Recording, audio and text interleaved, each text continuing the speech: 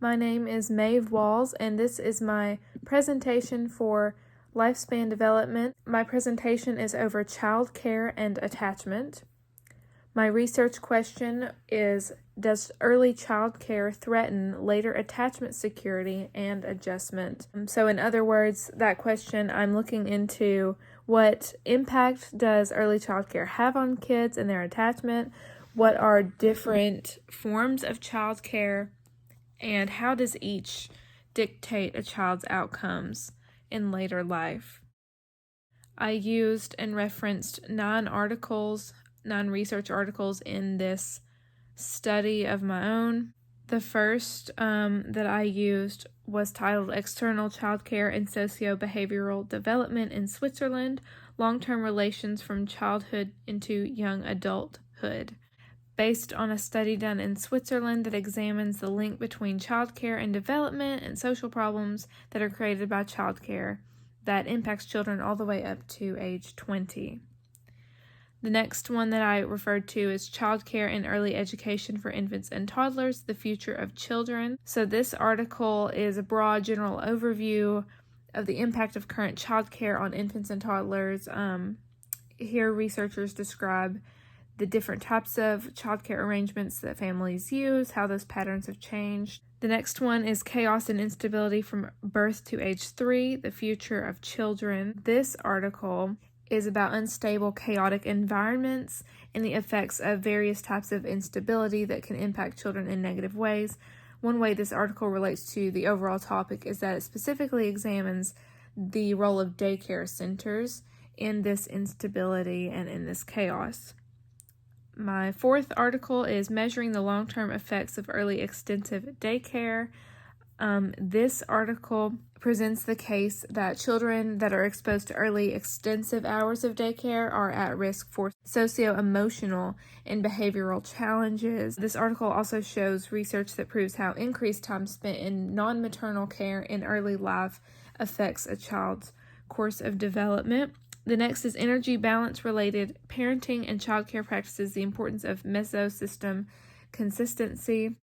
Focuses on the impact of childcare on children's physical health and obesity. Specifically, it focuses just on inconsistencies between home and childcare that can happen when you're using a center-based care, and how that inconsistency between home and the center can have negative effects on children's outcomes. This specifically talks about the negative outcome being obesity. The sixth article used is Making Sense of Childcare Instability Among Families with Low Incomes, Undesired and Unplanned Reasons for Changing Childcare Arrangements. We're focusing more on why parents may choose certain childcare arrangements, talking about how instability of changing childcare arrangements can negatively impact the child.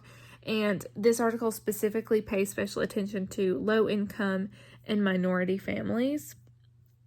There's also Preschool in America. What does research suggest concerning preschool programs and their impact on student performance?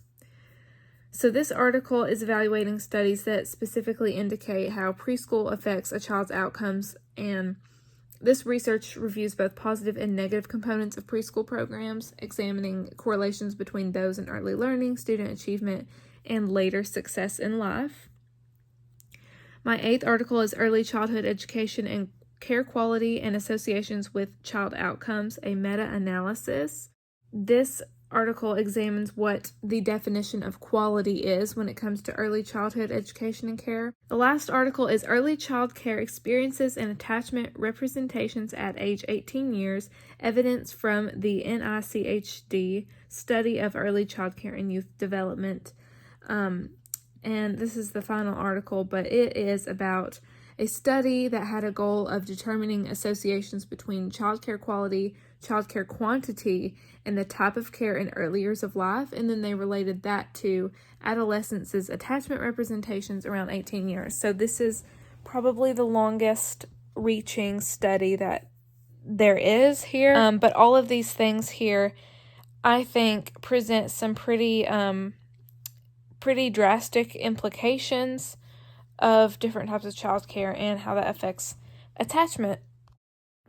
So before we really get into examining this question and the facts and findings around attachment and how that's affected by childcare, I want to first just look at some childcare patterns today in our country. So this is from Chaudhry and Sandstrom's article. Number one is that most children in America receive care from people other than their parents. During their first 3 years of life, U.S. children might spend thousands of hours in multiple care settings.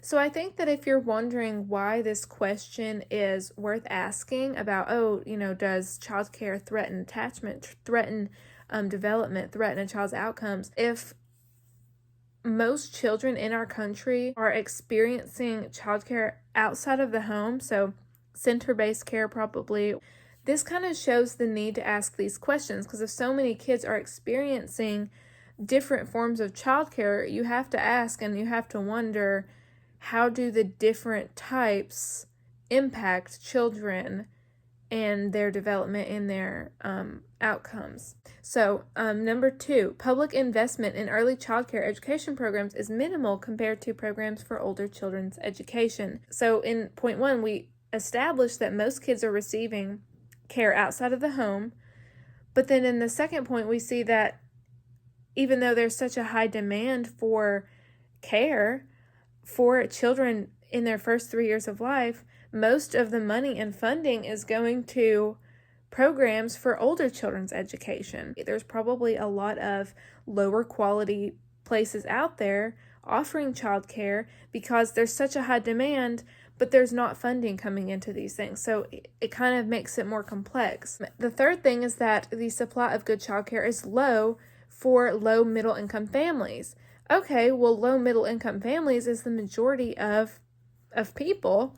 So if the majority of people are getting lower quality childcare, then that kind of shows that, okay, so clearly this lower quality childcare is going to have a specific impact on kids' development. And number four, mothers' participation in the workforce has tripled since the 1960s, now at almost 70%. So 70% of moms today are working jobs. So whatever childcare kids are getting, again, they're not getting from their parents. Most families that have working moms are not going to be using another mom. They're probably going to be using center-based care for their children. So it's really, in my opinion, important to ask the question, is center-based care something that is going to harm children more than it helps children? There's different types of childcare, and so the first thing I want to quickly do is just look at home-based childcare. There's three kind of overall findings from research that I wanted to hit on with home-based childcare that just kind of speaks to overall, just in general, potential impact that home-based care has on kids. The first thing is that home-based childcare is often based on family ties, and thus it offers the potential for more continuity in children's relationships with caregivers compared to other care settings. I take this to mean that because children in home-based care are more than likely experiencing care by a family member, they have more of a personal interest in that child, more skin in the game, if you will. They have more of a reason to give that kid what they need emotionally, physically, what have you.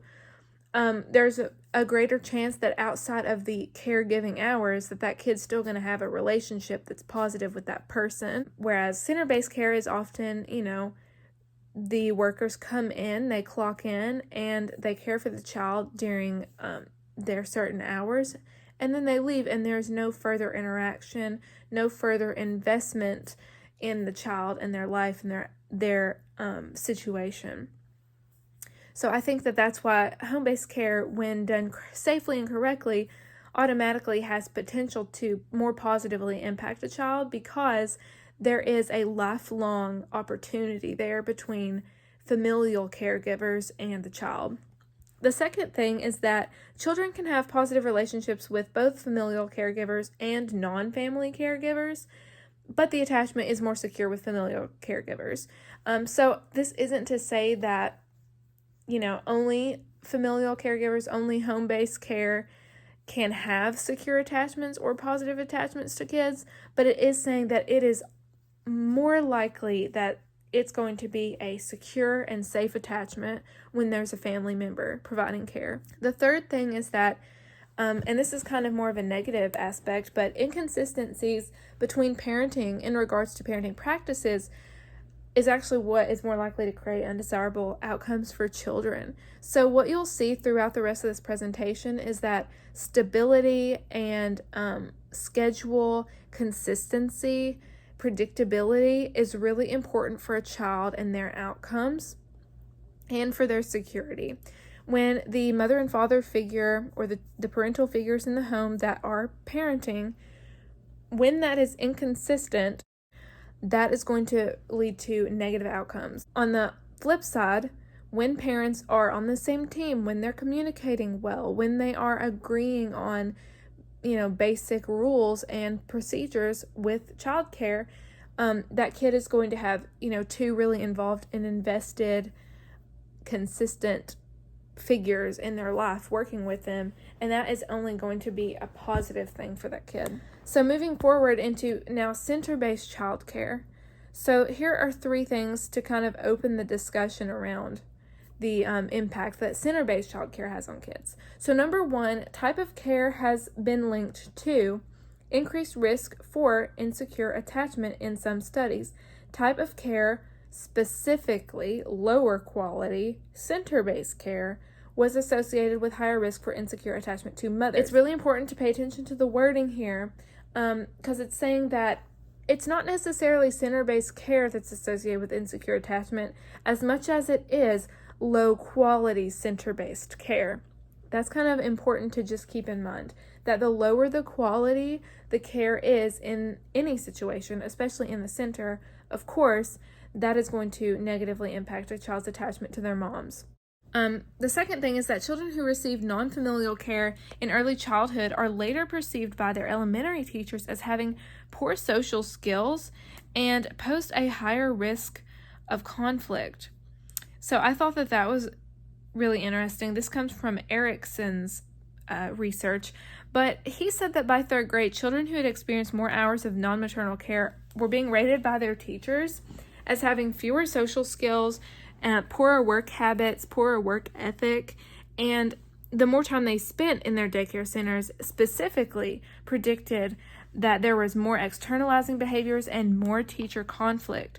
It is clear that there is a potential negative, very negative impact that center-based care can have when the kid is receiving lower quality care, when they are spending more time in the care center, all of these things. So moving on to more specifically, more long-term negative effects of center-based childcare. So first off, research has shown that children's cortisol levels are increased, especially in daycare centers. Now, cortisol is related to stress. So this is basically saying that children who are in daycare centers for long periods of time are way more stressed out than kids who are not. The second thing is that children in center-based care are surrounded by other children and can learn problem behavior from each other.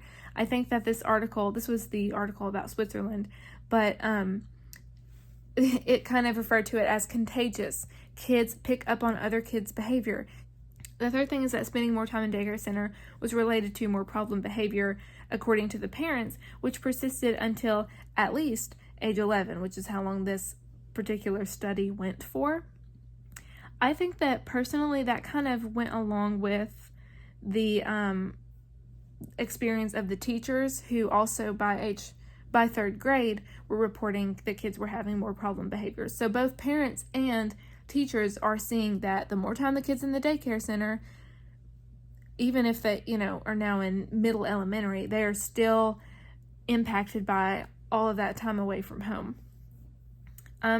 Number 4, this was interesting to me, but there was evidence that suggested an increased time in these centers also led to more ADHD symptoms later on. So a lot of teens, 15, 16, 17, were reporting to this study themselves that they felt that they had all these symptoms that align with ADHD. And the common thread was that these kids with these symptoms all had experienced a significant amount of time in childcare centers when they were younger. Now, this last point, number 5, comes from a different article, by Pilars. I hope I'm saying that right. But this article says that childcare changes disrupt children's routines, which may increase child and parent stress and lead to poor child self-regulation and behavioral functioning. So I think this is a pretty big one, and this is backed up by several of the articles here. But ultimately, childcare changes is referring to like when children are transitioning from classrooms, groups, or maybe they are starting at home in the morning and then going to some kind of school and then going to after school programs or whatever that is. When they are going through multiple different places and settings and childcare workers, they are more likely to be disrupted in their routine. They are going to be more stressed out, and they are going to have, the more that goes on, they are going to have a harder time self-regulating and managing their own behavior. At this point, they are stressed, and it's easier to lash out, and it's harder to get back to a mental space where you feel safe and you feel in control. And so it only stands to reason that these kids are going to have negative behaviors the more that this goes on. So looking more into how center-based care can impact attachment specifically, unstable environments, so that changing, as well as maybe if there's workers that are mentally, emotionally unstable working with kids, these environments make it difficult for children to acquire skills such as self-control, emotion management, etc. So if the workers, for instance, are, like if they're emotionally charged a lot of times in front of the kids, or if they're lashing out at kids when they get stressed, etc., they're kind of modeling that behavior for kids, and kids are more likely to pick up on that because that's who they're with all the time. Daycare instability is a form of chaos that can harm kids and their attachments.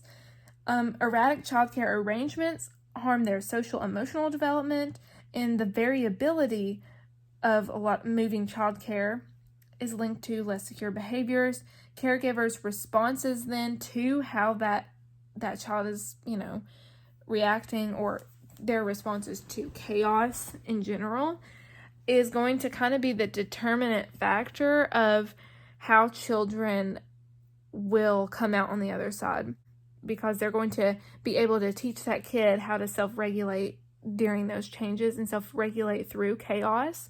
But a lot of lower quality situations, the caregivers are not equipped, they're not trained, they are not maybe even mentally able to handle the modeling self-regulating strategies to 20 or 30 3-year-olds. From another article that kind of backs up what Doan and Evans said, was that children who frequently transition within a setting, moving from classroom or groups, changing teachers, caregivers, etc., while some of that is needed, most of the time, changes that are unexpected, frequent, and abrupt will disrupt their sense of security and learning. So here we see how the findings of one article back up another.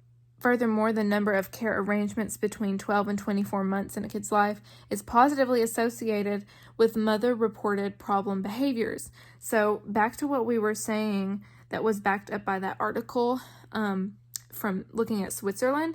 Here's a separate article that also talks about how mothers are reporting problem behaviors in kids that are spending a significant amount of time in childcare and in kids that are going from one arrangement to another. One of the things that I feel is important to mention is that sometimes there is no other choice. So though we know that lower quality childcare is something that is not optimal, we also know that sometimes people have no other choice but to choose those settings. There are situations in the household, maybe it's a single mother, a single parent. There's racial background. If they're English first language, if their parents are immigrants, lack of schedule control. So, usually lower income jobs, there's less control of a schedule. They're not necessarily working some salary job. They're maybe working part-time or whatever. They're taking shifts where they can. Parents that have to do something like that have no control of their schedule, are more likely to place their child in childcare at random times. The child's going to experience more variability because the parent is also not on a set schedule. Affordability is a huge one. And then obviously household income level goes along with that. So some important takeaways ultimately are, quality of care makes a difference. Findings suggest that higher levels of quality relate to higher levels of academic outcomes, behavioral skills, motor skills, and social competence in children, lower levels of behavioral and social emotional problems. So this is just kind of summarizing what we found earlier, but quality makes a difference. When kids are exposed to high quality daycare, so this, for instance, is higher adult to child ratios, more sensitive and positive caregiving. All of that creates a high quality environment, and that is associated with better cognitive performance and fewer behavioral problems in children. There are some studies that were conducted by Head Start, Even Start, Follow Through, Learning to Learn, and other programs to prepare students for school. Those have shown that 2 or more years of preschool can improve a child's readiness for school and provide cognitive and social enrichment that promote a child's ability to be successful. Communication between parents and daycare workers also makes a difference. So just like how communication between a mother and father makes a difference, communication between parents at home and daycare workers is going to be a big thing. Positive communication between childcare and the home improves the quality and betters the child's outcomes because there's less of a gap between what's going on at home and what's going on during the child care. We also know that time spent in a daycare center relates to the amount of potential problems that may persist in a child until the end of primary school or into adolescence. So time is a huge factor in how a child turns out. I think that from a biblical perspective, it's kind of, to me, brings to mind Psalms 127 verse 3, which says, "Children are a heritage from the Lord, offspring a reward from him."